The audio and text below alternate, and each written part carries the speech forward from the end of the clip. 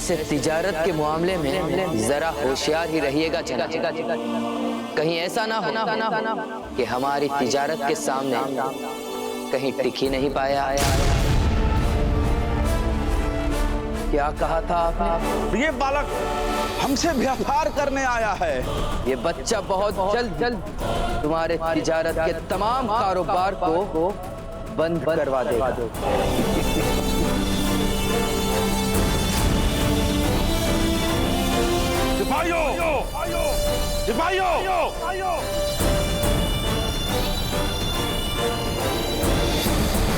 सिपाही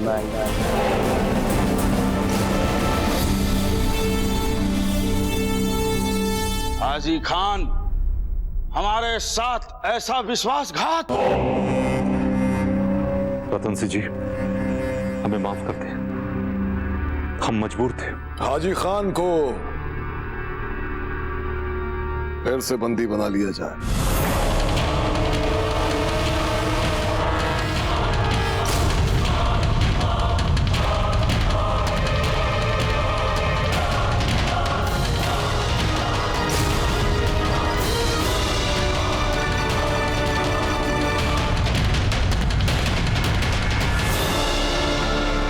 चलिए शहंशाह, कब्जे की बाकी की कार्रवाई हमारी फौज पूरी कर लेगी।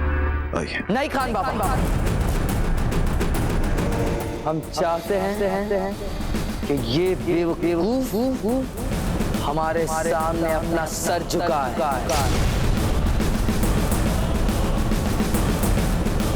तुमने सुना हमारे शहंशाह ने क्या कहा? अदब से इनके सामने अपना सर झुकाओ। रतन सिंह का सर किसी मुगल के सामने कभी भी नहीं झुक सकता बैरम खान। हम सच्चे राजपूत हैं। सच्चे राजपूत?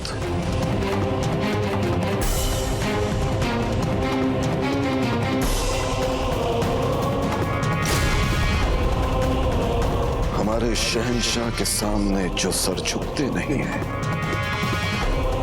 वो कट जाते हैं। नहीं खान बाबा, इसका सर तो हम झुका कर ही रहेगा, ताकि इसे मरने से पहले कम से कम इतना एहसास तो हो कि जिसका ये बच्चा कहकर बड़े चाव से मजाक उड़ा रहे थे, हंस रहे थे, उस बच्चे में ताकत कितनी है।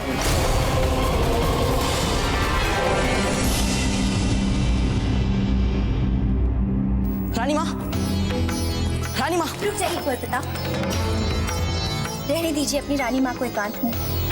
वे बहुत दुखी हैं, उनका मन बहुत अशांत है। ठीक है,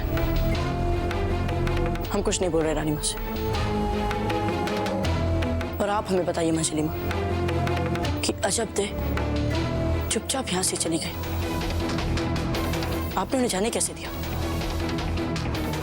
मानते हम कि वो थोड़ी भाविक है, हठी स्वभाव की, पर आप लोगों को उन्हें जाने नहीं देना चाहिए था। अतिथि थी वो हमारी, आप लोगों को रोकना चाहिए था। रोकना चाहिए था? अर्थात आपको पता ही नहीं यहाँ क्या हुआ था? बताइए मंजली माँ, क्या हुआ था यहाँ?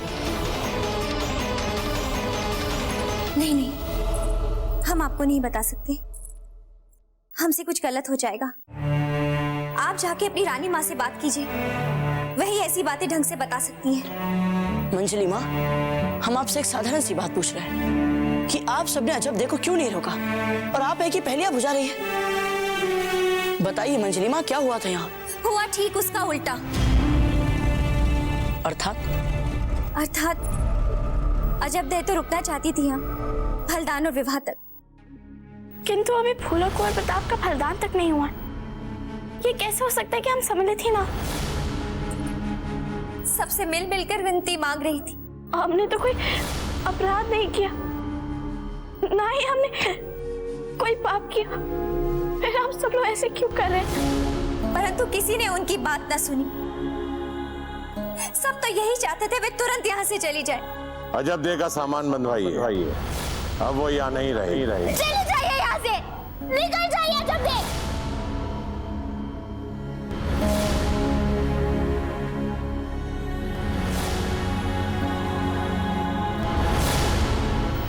इतना अपमान,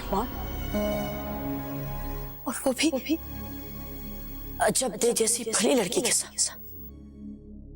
हम अभी जाकर राजा मालदेव जी से बात करते हैं कि किस अधिकार से उन्होंने हमारे अतिथि को हमारे महल से अपमानित करके निकाला। समझते क्या है वे अपने आप को? रुक जाइए प्रताप।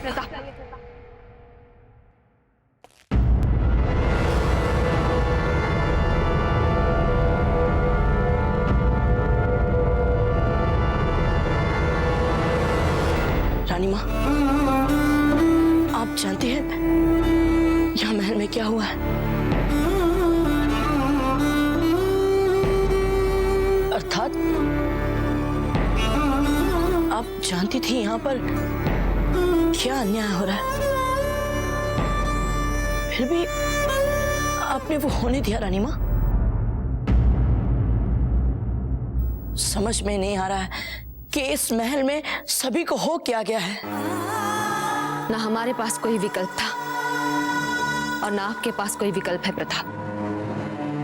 भावनाओं में बहकर अनजाने में आपने नाटक में अजबदे के लिए जो अपनी भावनाएं व्यक्त की थी। जब हम आपके बिना चैन से नहीं जी पाएंगे तो हमारा ये बलिदान हमारी मातृभूमि के लिए क्या लाभ हो सकता है? सबसे राजा मालदेव को वो बहुत चुभी थी।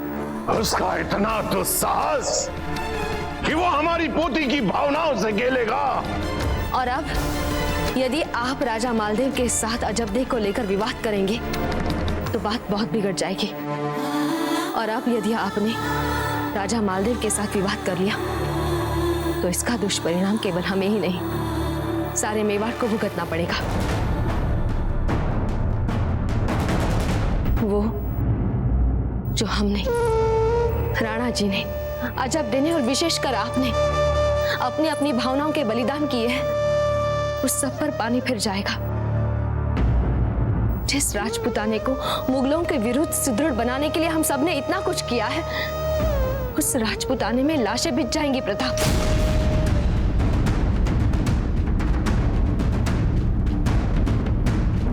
प्रताप,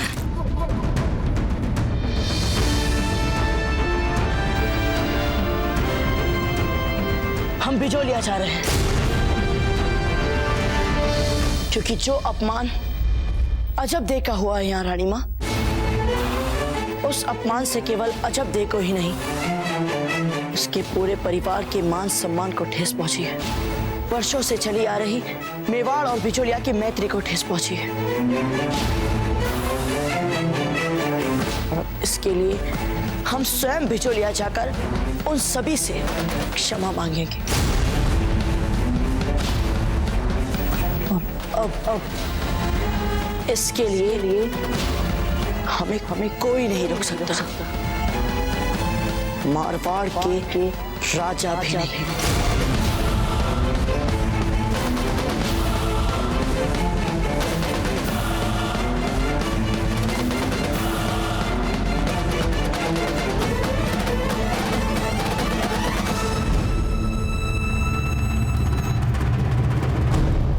देखो, अभी भी वक्त है, चुपचाप हमारे सामने अपना सर झुका लो, वरना जब तक हमारे आगे सर झुकाने की इजाजत के लिए गिड़गिड़ा कर भीख नहीं मांग लोगे, इसी जिंदा ताबूत में खड़े रहना पड़ेगा। देखते हैं कितने दिनों तक तुम हमें इस लकड़ी के ताबूत में बंद रख पाते हो, जलालुद्दीन मोहम्मद अकबर।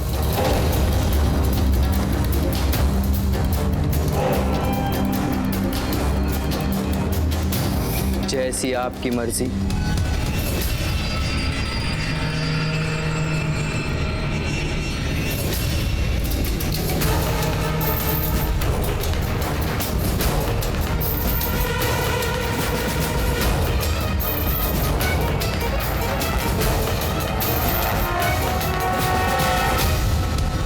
बंद कर दीजिए इस जिंदा ताबूत का दरवाजा।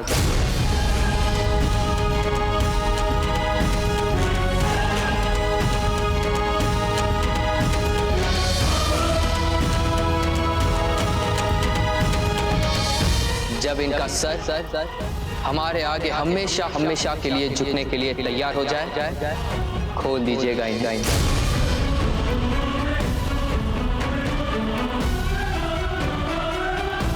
खान बाबा जरा सोचिए, प्रताप को भी हम ऐसे ही ताबूत में बंद कर दे तो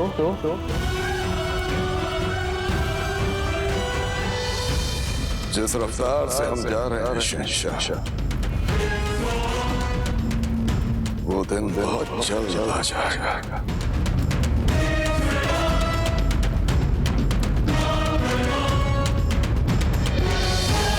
चलिए खान बाबा, चलिए।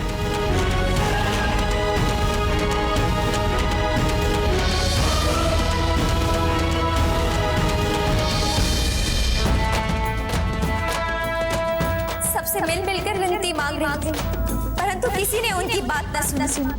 सब तो यही चाहते थे वे तुरंत यहाँ से चली जाए। कुंवर जी, हाँ क्या बात है? क्या देख रहे हैं इधर उधर? अच्छा, आप अपनी बहन अजब को ढूंढ रहे हैं? आपको उनकी बहुत याद आती है? हमें भी उनकी बहुत याद आती है, किंतु चिंता मत कीजिए, बहुत जल्दी कुंवर प्रताप की शादी होने वाली है, फिर हम सब जाएंगे मेवाड़। माँ!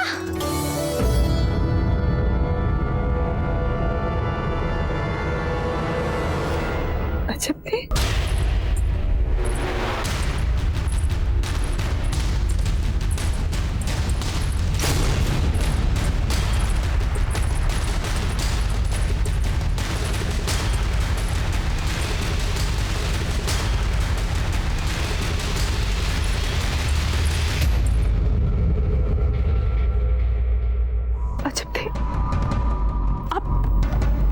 यहाँ अचानक कैसे?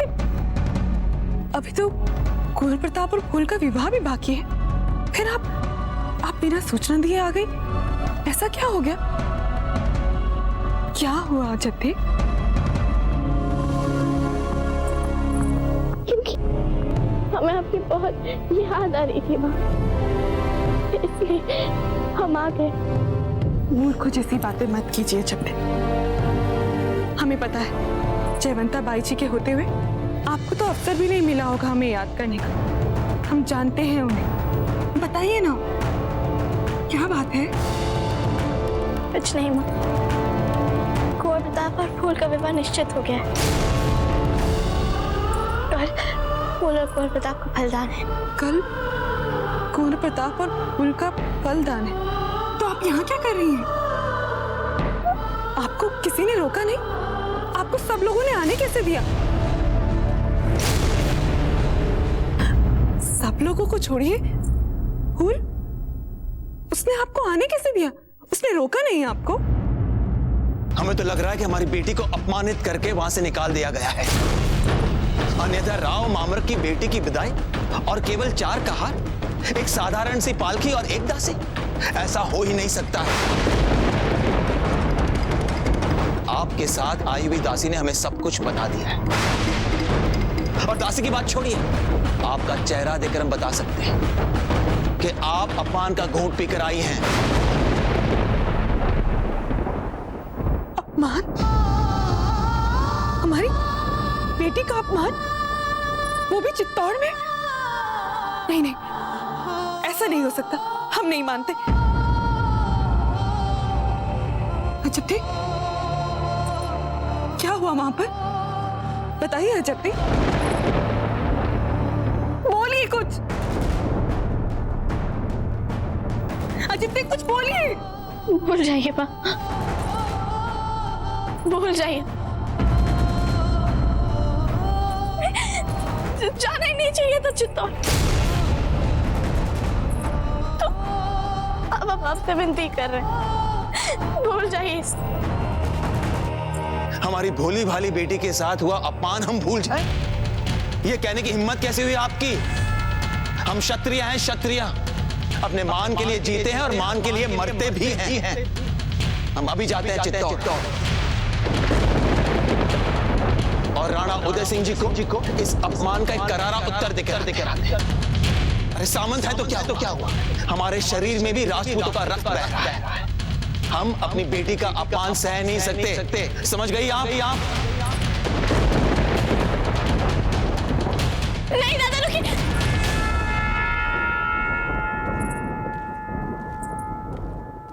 मत रोकिए उन्हें।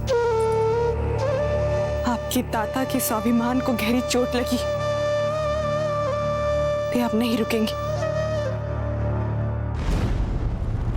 अवश्य आप लोगों से कोई भूल हुई है। राणा उदय सिंह जी के खेमे के पास वीर भाई जी की पायल मिली। कुछ सिद्ध नहीं होता इससे।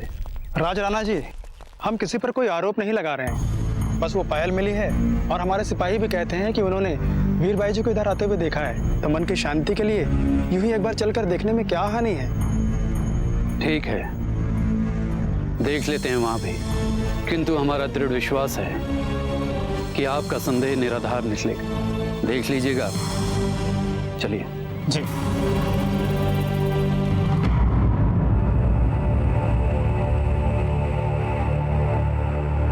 हमें राणा उदय सिंह जी से मिलने की अनुमति दीजिए।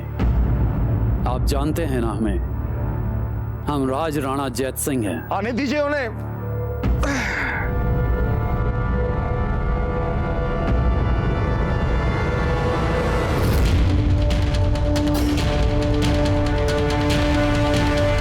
वीर भाई यहीं कहीं है, ढूंढो उसको।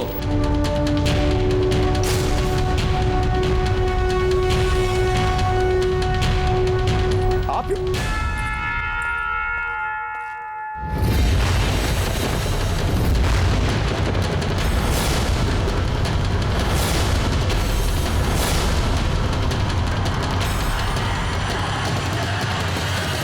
राणा जी, हमने आपको मान दिया, आपका सम्मान किया, और आपने ये किया हमारे साथ। क्यों राणा जी?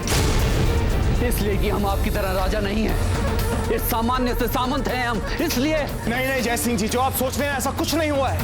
हमें तो कुछ देर पहले तक ये नहीं पता था कि ये हमारे खेमे में है। अभी हमें पता चला है कि हमारे खेमे में थी। पूछिए इनसे।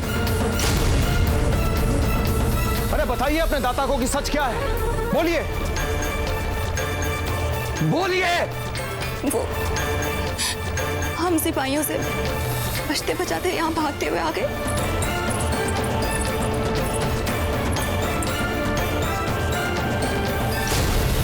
हम घबरा गए थे। अचानक हमें चक्कर आए और हम अचेत हो गए।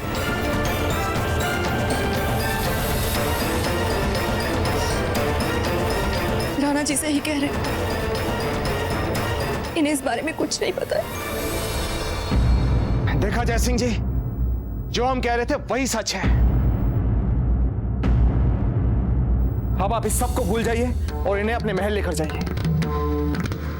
और आपसे भी हम एक बात कहना चाहेंगे। हम नहीं जानते कि आप अपने घर से क्यों भागी थी, किंतु जैसे आपके दाता कहते हैं आपको वैसा ही करना चाहिए। लेके जाइए इन्हें। बेटी, आपकी ये छोटी सी भूल हमारे लिए बहुत बड़ा अभिशाप बन जाएगी। हमें अपनी मर्यादा, मान सम्मान की रक्षा करनी ही होगी। राणा जी, इस प्रकार ये हमारे साथ वापस महल में नहीं जा सकती।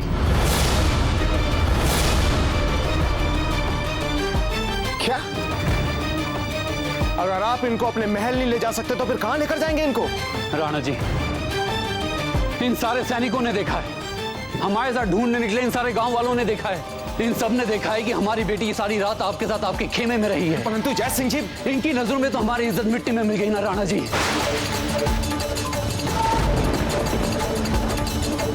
बस जान बची है शरीर में। ये लीजिए राणा जी, और काट दीजिए हमारा सर।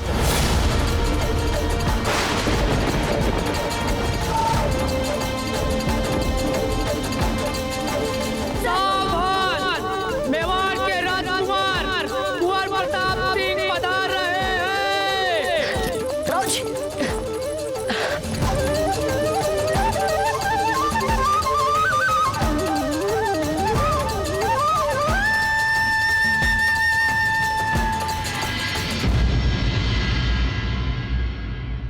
हमें क्षमा कर दीजिए हंसा मासी जी। चित्तौड़ में शब्द के साथ जो भी अपमान हो उसके लिए हम आपसे हाथ जोड़कर क्षमा चाहते हैं।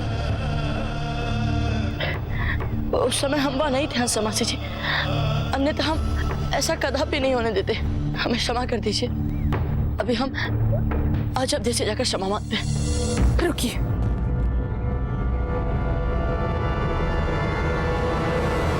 आप महल में प्रवेश नहीं कर सकते। मासी जी, हाँ, हम आपको अजब देश से मिलने नहीं दे सकते। अरे मासी जी, हम स्वीकार कर रहे हैं ना अपनी भूल। मासी जी, बस एक बार हमें अजब देश से मिल लेने दीजिए। हम उनसे क्षमा मांगना है, नहीं तो जीवन भर हम इस अपराध बोझ से बाहर नहीं आ पाएंगे। कुंवर प्रताप, हमने आपसे कह दिया ना, हम नहीं मिलने दे सकते अजब देश से आपको। हाँ मासी जी, अच्छा यदि आप हमें भीतर जाने नहीं दे रही हैं तो आप राव मामर जी को बाहर बुलाइए। उनकी पुत्री के अपमान से जो उनके मान सम्मान को ठेस पहुंची है, उसके लिए हमें उनसे क्षमा मांगना है मासी जी। हमें बहुत देर कर दी कुंवर प्रताप आपने। राव जी तो कल रात ही चित्तौड़ के लिए निकल गए। संभव था अब तक तो वो चित्तौड़ पहुंच भी गए हों। क्या? हाँ, अनर्थ हो गया कुंवर प्रताप। अजब दे के अपमान को राव जी ने अपना अपमान मान लिया है, बिजौलिया का अपमान मान लिया है।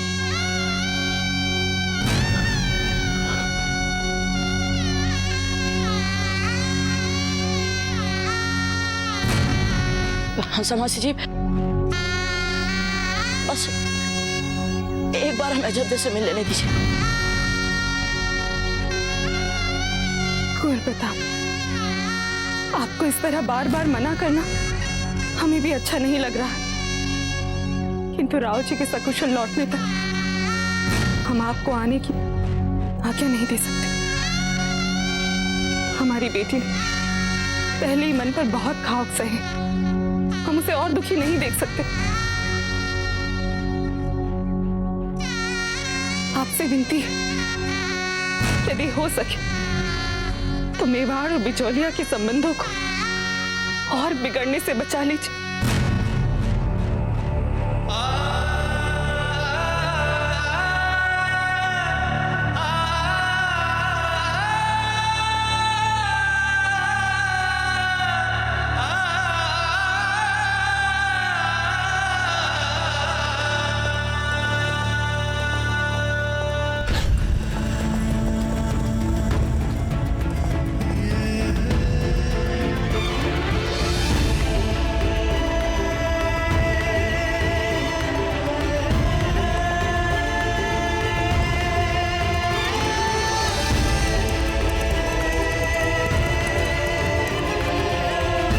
या तो हमारा सर काट दीजिए या हमारी बेटी का सर काट दीजिए।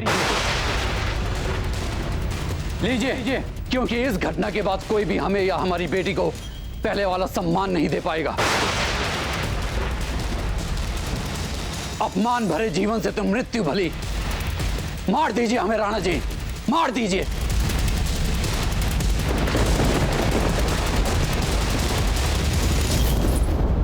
सारी भूल तो हम ही से हुई है ना दादा। किसी को कुछ करने की आवश्यकता नहीं है, हम ही अपने प्राण ले लेते हैं।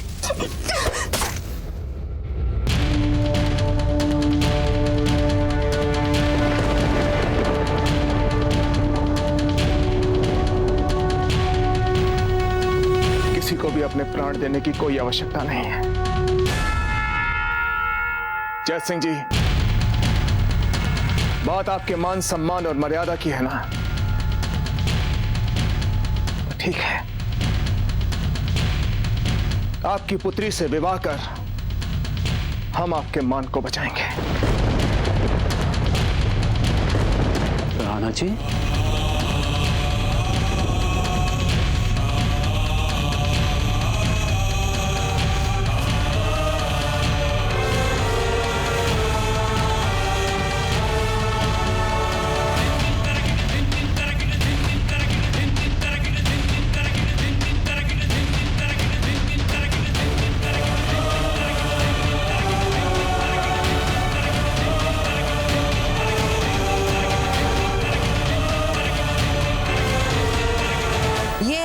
लाडली पोती के फलदान के लिए दिए जाने वाले उपहार, और ये रही मिठाइयां।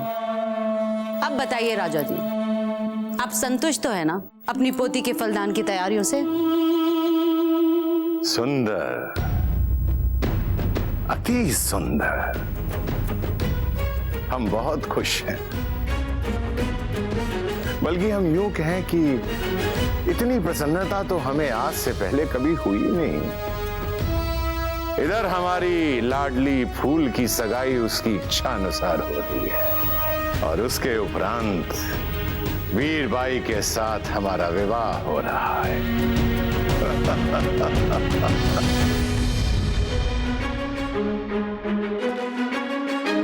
क्यों, आपको प्रसन्नता नहीं हुई? अपने पति की ही प्रसन्नता में आपको भी प्रसन्न होना चाहिए। यही पतिव्रत धर्म होता है एक क्षत्राणी का। नहीं नहीं राजा जी, हम बहुत प्रसन्न हैं। हमें पूरा विश्वास है कि वो आपको सुख देंगी।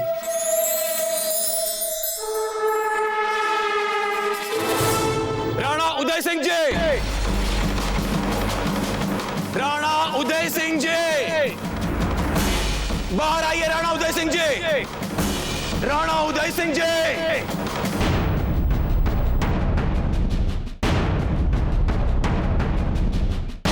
राणा उदय सिंह जी,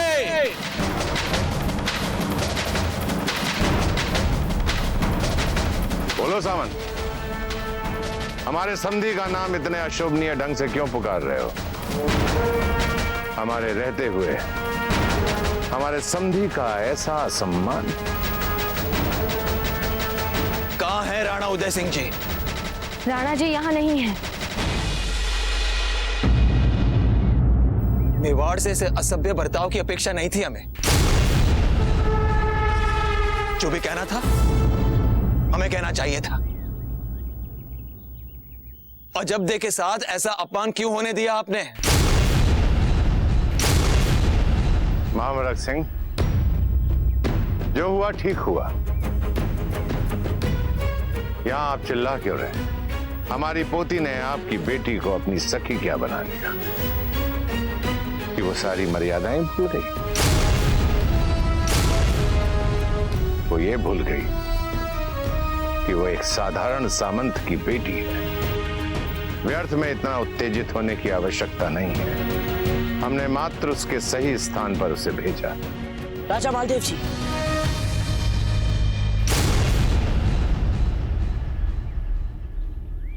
आप हमारी बात सुनिए। राव मामरक जी, हम आपको पूरी बात बताते हैं। अब कुछ कहने या सुनने के लिए बचा ही नहीं।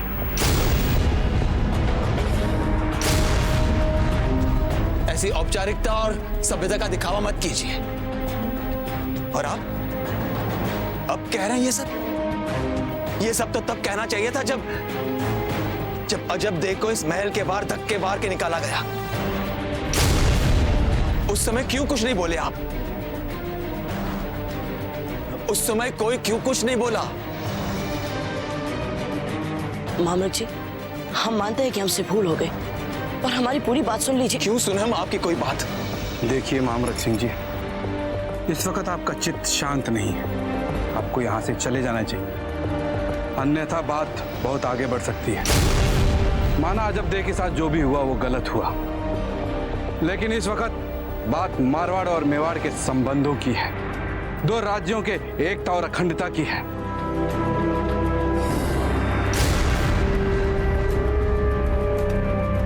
जयवंताबाई जी, आप तो हंसाबाई जी की सहेली हैं। वो आपको अपनी बड़ी बहन मानती हैं, और आपकी आंखों के सामने अजबदे का ऐसा अपमान हुआ।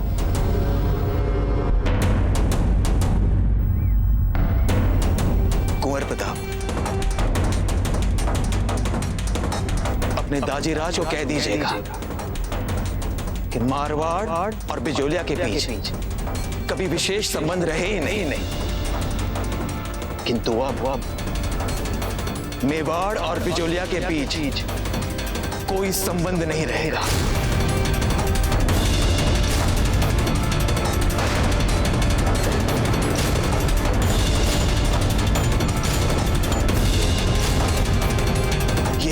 कह दीजिएगा अपने ताजे राज को।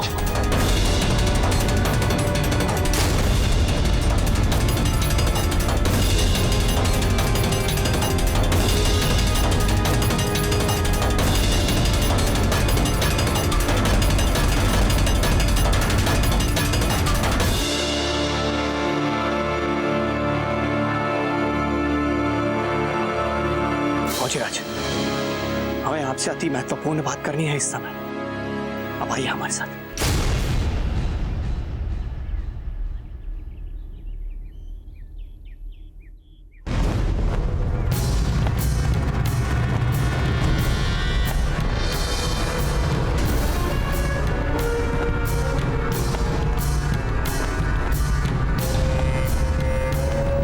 हमारी समझ में नहीं आता शहंशाह, इतनी मेहनत और मशक्कत के बाद हमने अजमेर के इस किले पर कब्जा किया, यहाँ की रियासत को फतेह किया, अपना मुगलिया परचम फहराया, और आप खुद अपना परचम निकलवाकर उनका वही पुराना अजमेर का परचम लगवा रहे हैं। क्यों?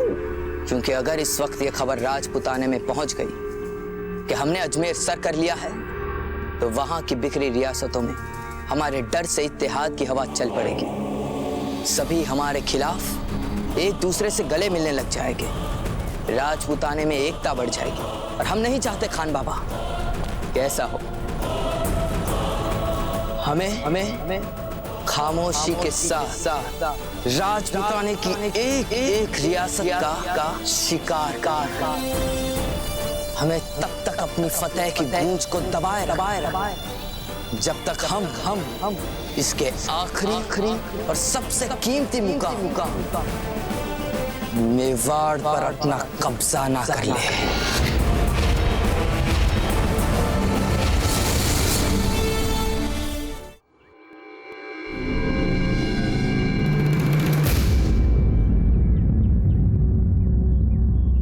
ये देखिए बाबूजीराज, ये अलवर की कटार है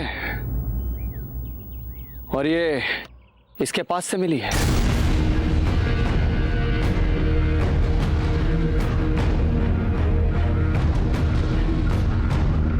अलवर का संदेश वाहक चित्तौड़ आता है,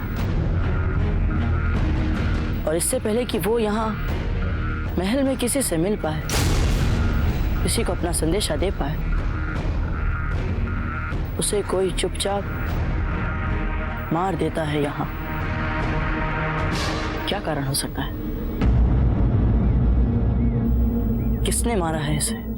हमारे ही बीच का विश्वासघाती, देशद्रोही।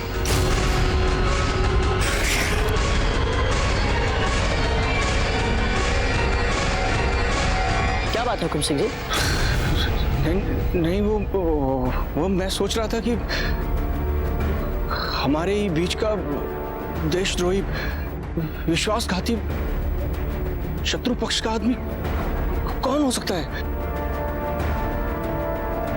हमें पूरा विश्वास है कि कोई तो है। रावत जी, फौजीराज, कीजिए उसकी खोज, क्योंकि हमारे बीच छिपे हुए उस शत्रु पक्ष के जासूस को तो हमें पकड़ना ही है, और हमें उस संदेश का भी पता लगाना है जो हमारे लिए अलवर से हाजी खान जी ने इनके हाथों भिजवाया था।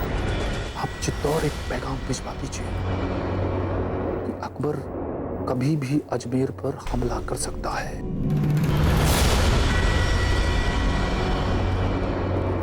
हुकुम, राणा उदय सिंह जी पधार चुके हैं।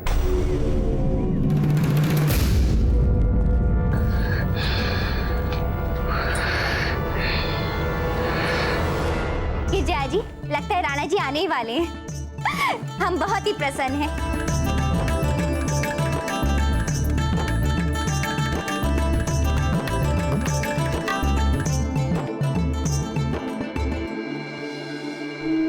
इस पालकी में कौन है जीजा?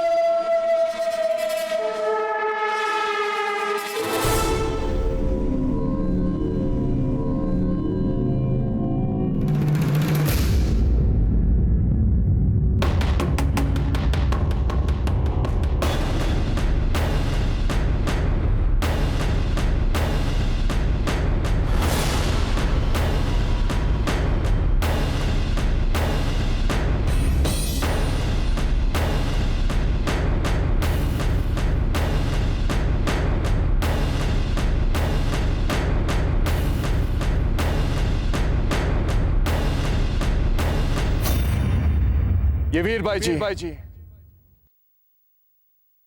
हमारी पत्नी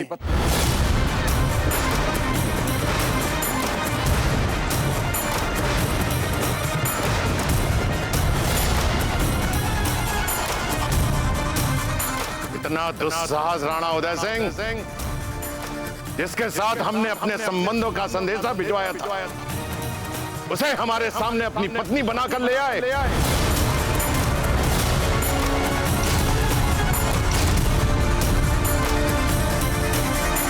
ये आप क्या कह रहे हैं राजा मालदेव जी? कैसा संदेशा? जानबूझकर भोलेपन का स्वांग मत करो राणा उदय सिंह, ये सब आपकी सोची समझी चाल थी।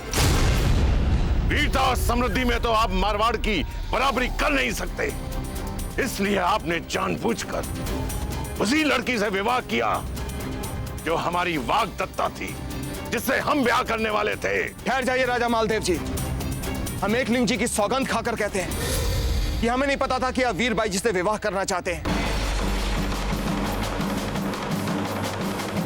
तो जब इनकी मर्यादा पर संकट आ गया, क्योंकि दुर्घटनावश इन्हें पूरी रात हमारे खेमे में बितानी पड़ी, तब इनके और इनके परिवार की मर्यादा और मान सम्मान को बचाने के लिए हमने इनसे विवाह किया है। आपकी इस काल्पनिक कहानी के किसी भी शब्द पे मुझे विश्वास नहीं है।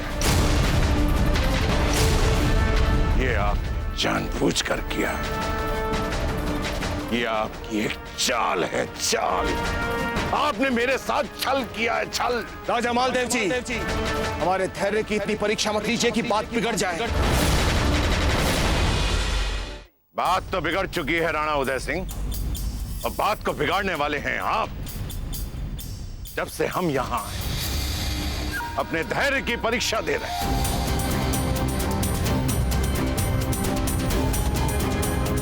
सबसे पहले आपके पुत्र ने हमारे सामने एक मामूली सामंत की बेटी पे राग दिखाकर हमारी भूल को रुलाया। जब हम आपके बिना चैन से नहीं जी पाएंगे, तो हमारा ये बलिदान हमारी मातृभूमि के लिए क्या लाभ हो सकता है?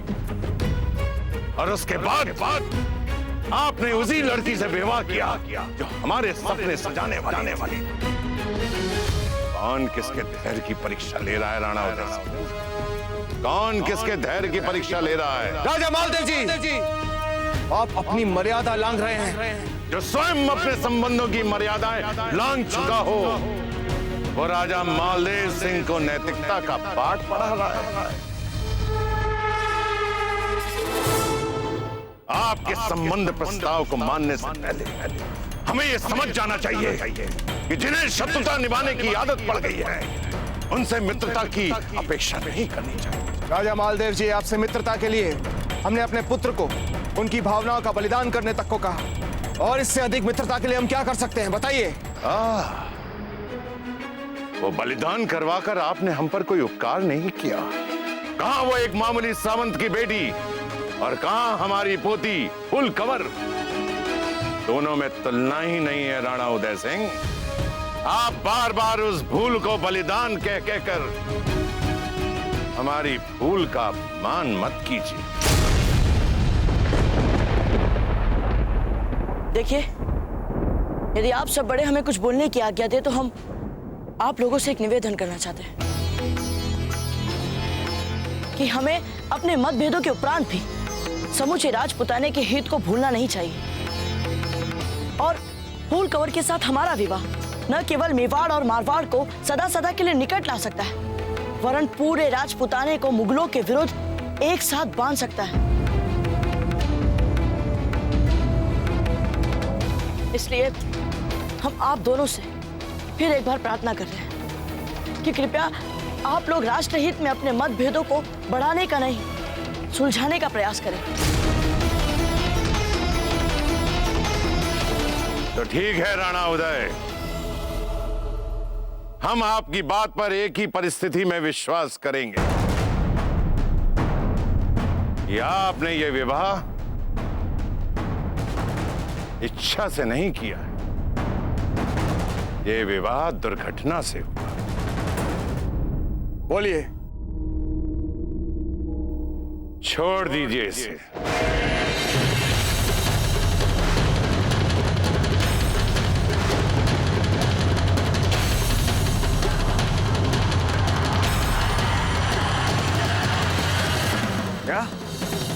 महाराणा उदय सिंह, छोड़ दीजिए इसे। यदि ये हमारी नहीं हुई तो आपकी भी नहीं, किसी की भी नहीं होगी। भंग कर दीजिए इसके साथ विवाह का संबंध और इसे एक असहाय और साधारण नागरिक की तरह जीने दीजिए। आखिर इसे भी तो पता चले कि हमें धोखा देने का दंड क्या होता है। और यदि आप इसी समय हमारे सामने इसे अपमानित करके निकाल देते तो हम आपकी सभी बातों पर विश्वास करते और हमारे बीच में जो भी कटुता है हम उसे भूलकर आपको अपना मित्र बना लेंगे। अन्यथा